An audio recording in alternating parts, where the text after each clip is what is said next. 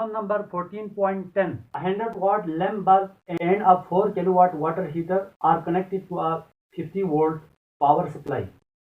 Calculate number A, the current which flows in each appliance. Part B, the resistance of each appliance when in use. एक lamp bulb है, उस lamp bulb का जो power है वो 100 watt है और एक वाटर हीटर भी है 4 किलोवाट का। इन दोनों वाटर हीटर और लैम्प बल्ब दोनों को हमने 50 वोल्ट पावर सप्लाई यानी कि बैटरी से हमने जोड़ा है, इलेक्ट्रिसिटी से हमने जोड़ा है। Calculate number A, current which flows in each appliance, हर एक अप्लायंसेस में फ्लो होने वाले करंट को फाइंड करना है। Part B, resistance of each appliance when in use, हर एक अप्लायंसेस का रेजिस्टेंस फाइंड करना है वो इस्तेमाल में हो। फर्स्ट ऑफ ऑल हम डेटा बनाते हैं। Data power of lamp bulb is equal to P1 is equal to 100 watt. Lamp bulb के जो पावर है उसको हमने P1 से शो किया है और ये 100 वाट है। Power of water heater is equal to P2 is equal to 4 kilowatt. Water heater का जो पावर है उसको P2 से जाहिर किया है और ये 4 किलोवाट है। के प्रीफिक्स है 10 पावर प्लस 3, तो प्रीफिक्स की वैल्यू हमने रखा है तो P2 is equal to 4 multiply by 10 की पावर 3 वाट। यहाँ पर मैंने क्वेश्चन पढ़ते वक्त 50 वोल्ट पढ़ा था, असल में ये 250 वोल्ट है, तो ये यहाँ पर आपने 250 वोल्ट लिखना है। Supplied voltage is equal to capital V is equal to 250 volt. Voltage supply जो है वो 250 वोल्ट है। Current through lamp bulb is equal to I1 is equal to question mark. Lamp bulb के थ्रू करंट को हमने I1 से जाहिर किया और ये हमने फाइंड करना है। Current through water heater is equal to I2 is equal to question mark. Water heater के थ्रू करंट को हमने I2 से जाहिर किया है और ये हमें फाइंड करना है। Resistance of lamp bulb is equal to R1 is equal to question mark. Lamp bulb का जो रेजिस्टेंस है उसको हमने R1 से जाहिर किया है और ये हमने फाइंड करनी है। Resistance of water heater is equal to R2 is equal to question mark. Water heater की जो रेजिस्टेंस है उसको हमने R2 से जाहिर किया है, वो भी हमने फाइंड करनी है। For lamp bulb, lamp bulb के लिए मैं पहले करंट फाइंड करूंगा, फिर मैं रेजिस्टेंस फाइंड करूंगा।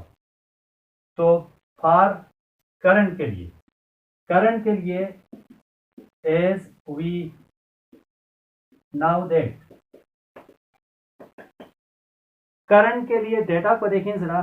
डेटा के अंदर बल्ब के लिए P1 की वैल्यू गिवन है, वोल्टेज तो ऑलरेडी गिवन है हमारे पास, और I1 फाइंड करना है। तो हम लिख देते हैं P is equal to IV। Power का ये फार्मूला लगेगा। तो पावर के लिए हमारे पास है put P is equal to P1, I is equal to I1। V तो सेम है तो V के साथ 1 2 ना लिखें, तो बाकी P1 is equal to I1 V। I1 की वैल्यू निकालें तो V P1 के नीचे आ जाएगा, P1 के डिनोमिनेटर में आएगा, तो P1 divide by V is equal to I1। I1 is equal to P1 divide by V। Value substitute कर लें, I1 is equal to P1 100 है और V हमारे पास है 250। 100 को 250 से डिवाइड करें,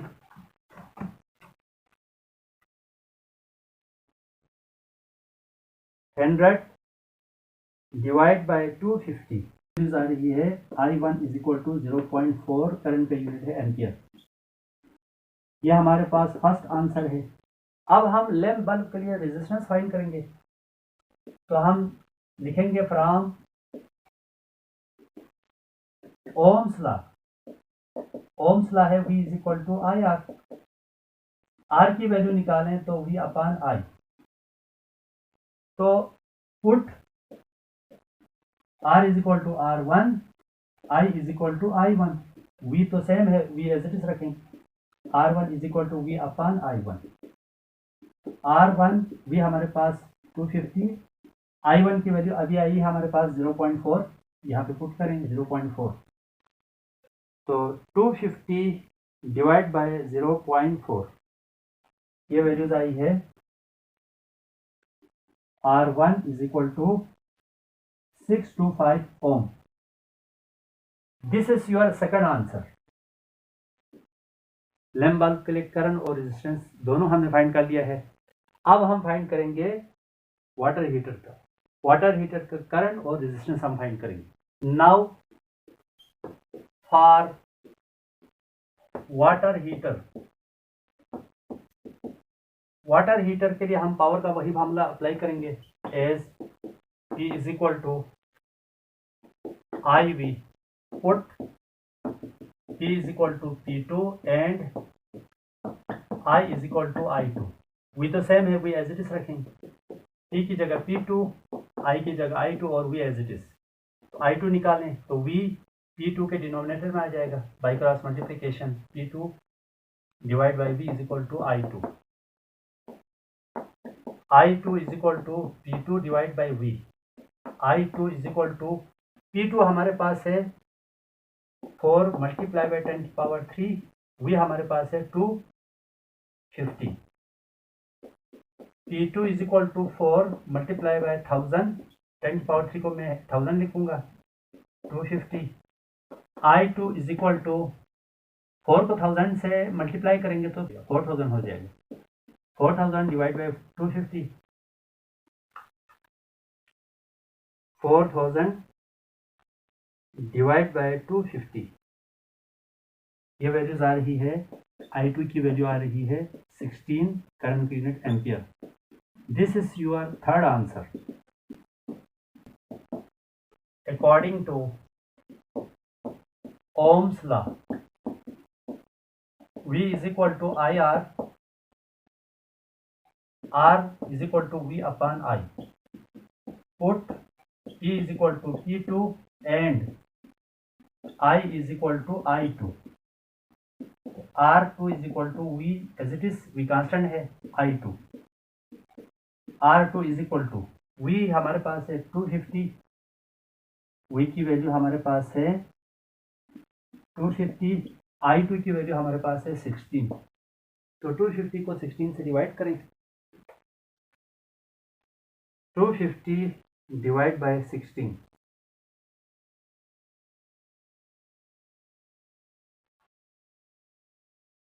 ये वैल्यूज आ रही है 15.6। R2 इज इक्वल टू 15.6 ओम। मैंने रोन ऑफ करके लिखा है। This is your final answer. 15.6 ओम ये हमारे पास फाइनल आंसर है। Problem number 14.11, the last numerical problem of this unit. A resistor of resistance 5.6 ohm is connected across a battery of 3 volt by means of a wire of negligible resistance. A current of 0.5 ampere passes through the resistor. Calculate number A, power dissipated in the resistor, number B, total power produced by the battery, C, give the reasons of difference between these quantities. एक resistor है, ये suppose हमारे पास एक resistor है 5.6 ओम। इस resistor को हमने एक बैटरी के साथ जोड़ा है, दिस इज बैटरी, और बैटरी का जो वोल्टेज है 3 वोल्ट है। और ये जो वायर है, ये जो कनेक्टिंग वायर है, इसकी रेजिस्टेंस जो है वो नेग्लिजिबल है, यानी कि इसको हमने as compare to external resistance इसकी रेजिस्टेंस 0 है। करंट जो है 0.5 एम्पियर पास हो रहा है इस रेजिस्टेंस के थ्रू। करंट जो है इस रेजिस्टर के थ्रू करंट 0.5 एम्पियर फ्लो हो रहा है। तो हमने 3 चीज़ें फाइंड करनी है। एक तो रेजिस्टर में जो power dissipated in this resistor हमने फाइंड करना है। दूसरा, हमने बैटरी ने जो टोटल पावर जो प्रोड्यूस किया है वो हमने फाइंड करना है।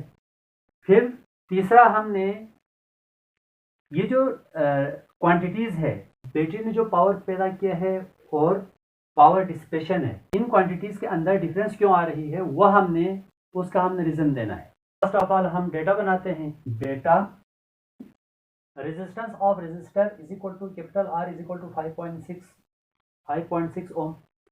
रेजिस्टर की जो रेजिस्टेंस है उसको हमने कैपिटल आर से जाहिर किया है, इसकी वैल्यू है हमारे पास 5.6 ओम। वोल्टेज सप्लाइड हमारे पास है capital V is equal to 3 volt, voltage supplied 3 volt है। Current flows through the resistor, resistor के अक्रॉस जो करंट फ्लो हो रहा है उसकी वैल्यू 0.5 एम्पियर है। Power dissipated in resistor is equal to P is equal to question mark. Resistor के अंदर जो पावर डिसिपेटेड है वो हमारे पास, उसको हमने कैपिटल पी से जाहिर किया है और वो हमें फाइंड करना है। Resistance of battery is equal to small R is equal to question mark. Battery की जो रेजिस्टेंस है वो हमने फाइंड करनी है, उसको हमने स्मॉल आर से जाहिर किया है, क्योंकि एक्सटर्नल रेजिस्टेंस की लिहाज से जो बैटरी की जो इंटरनल रेजिस्टेंस है वो बहुत कम होती है। Power produce by battery is equal to P dash is equal to question mark. Battery ने जो टोटल पावर प्रोड्यूस किया है, जो टोटल पावर पैदा किया है, वो हमने फाइंड करना है, उसको हमने पी डैश से जाहिर किया है। फर्स्ट ऑफ ऑल हम पावर डिसिपेटेड इन रेजिस्टर हम फाइंड करेंगे। Power dissipated in resistor, power dissipated in resistor, ये हम फाइंड करेंगे। तो पावर डिसिपेटेड इन रेजिस्टर के लिए फार्मूला है, यहाँ से ही मिल रहा है हमें, आर और आई गिवन है।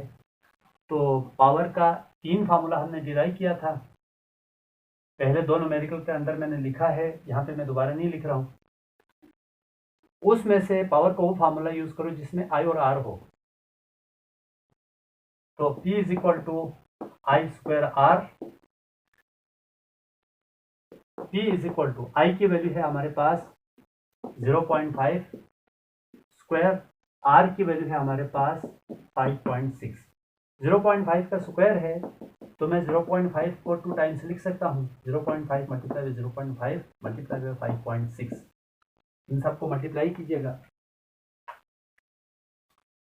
0.5 मल्टीप्लाई बाय 0.5 मल्टीप्लाई बाय 5.6, ये पावर की जो वैल्यू आ रही है 1.4 watt. This is our first answer. Power dissipated in resistor की वैल्यू आ गई है हमारे पास।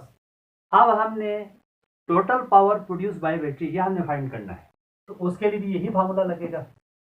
Also P is equal to I square R, तो put P is equal to P dash, क्योंकि पावर प्रोड्यूस बाय बैटरी को मैंने P डैश से जाहिर किया हुआ है, एंड R जो है हमारे पास R डैश होगा। I की वैल्यू, करंट की वैल्यू तो सेम होगी, करंट तो सेम होगा तो इसलिए I एज इट इज रहेगा। P dash is equal to I square R dash, इसको इक्वेशन 1 लिख देंगे आप। अब I मौजूद है, P डैश फाइंड करना है हमने, तो R डैश नहीं है, तो R डैश सर्किट के अंदर टोटल रेजिस्टेंस है, तो सर्किट के अंदर जो टोटल रेजिस्टेंस है वो हम फाइंड करेंगे by Ohm's law, by Ohm's law V is equal to I R. ये जो टोटल रेजिस्टेंस R डैश है तो मैं इसको पुट कर देता हूँ, put R is equal to R dash, Ohm's law के अंदर R है, उसके उस R के ऊपर भी मैं R डैश लिखूंगा।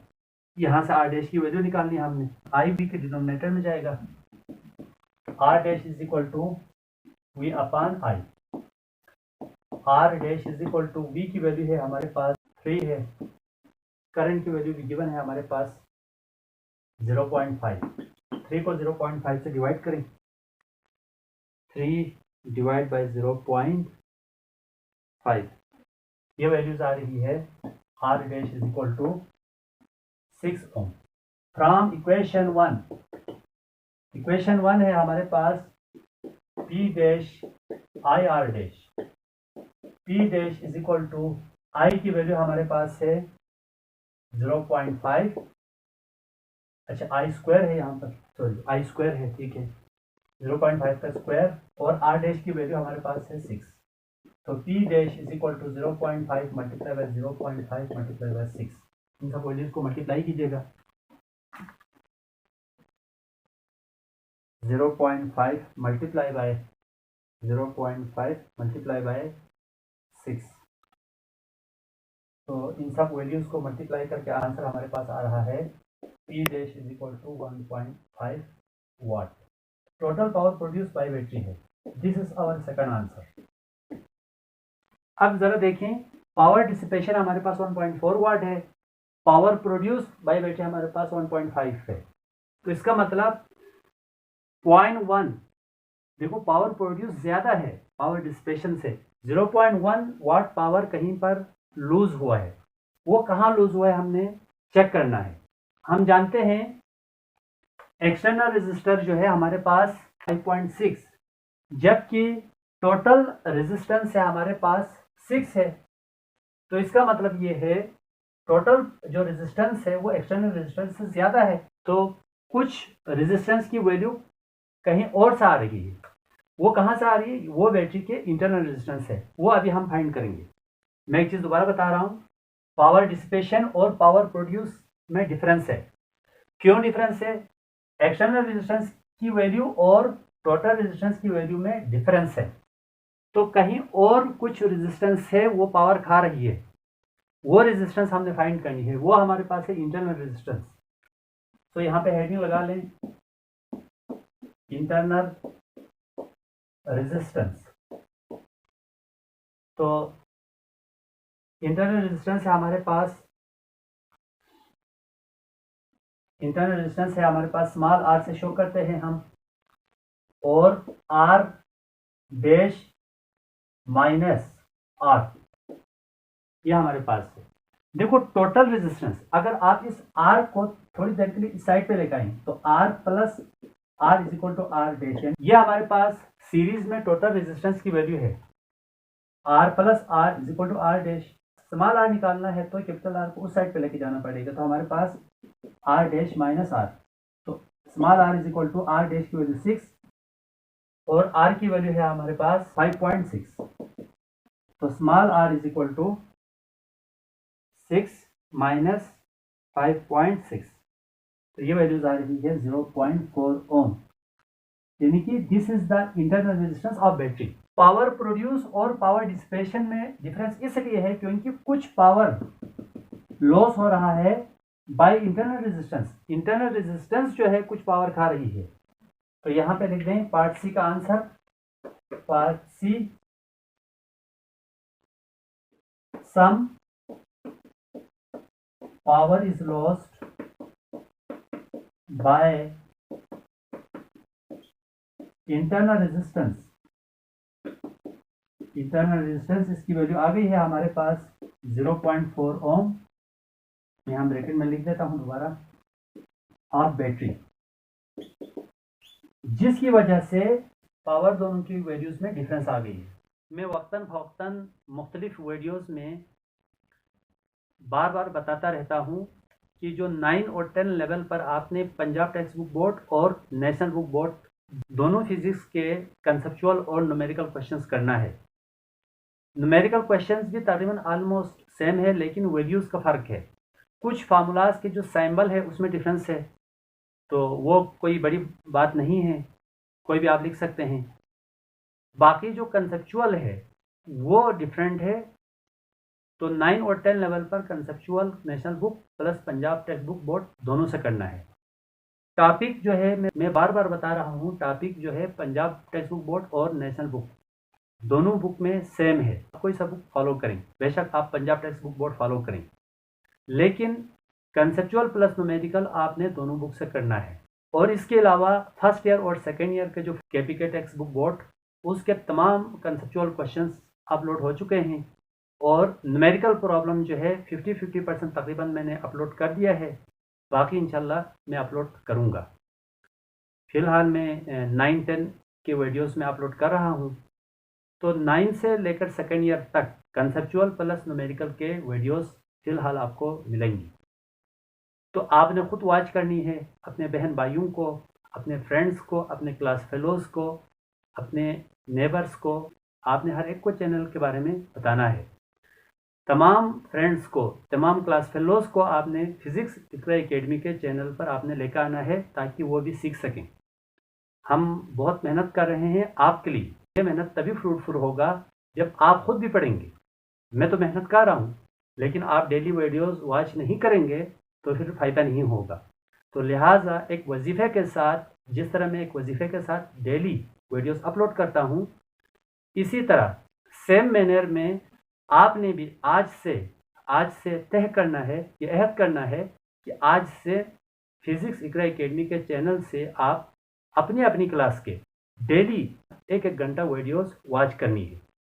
इंशाअल्लाह ताला अगर आप वॉच करेंगे, आप मेहनत करेंगे, तो आपके अच्छे नंबर आएंगे। मैंने एक चीज़ बार-बार मैंने आपको बताई है कि यहाँ पर जो कंसेप्चुअल के, जैसे कि मैं न्यूमेरिकल कर रहा हूँ, न्यूमेरिकल के जो डेटा बनाने का जो स्टाइल है, सॉल्यूशन करने का जो तरीका है, उसको आपने अडॉप्ट करना है। बोर्ड में आपको ऐसे अच्छे नंबर मिलेंगे। दूसरी बात, जो कंसेप्चुअल है उसका मैं वो नोट्स लिख रहा हूँ जो पिछले 10 साल के जो टीचिंग एक्सपीरियंस है, उस दौरान जो जिस नोट्स के सबसे अच्छे नंबर लिए, यानी पूरे नंबर लिया, वो नोट्स मैं यहाँ पर व्हाइट बोर्ड के ऊपर आपके लिए लिख रहा हूँ। तो इससे आपने फ़ायदा उठाना है, अपने फ्रेंड्स को बताना है, अपने दोस्तों को बताना है, और फिज़िक्स इकरा एकेडमी के चैनल को आपने फॉलो करना है। Thank you very much.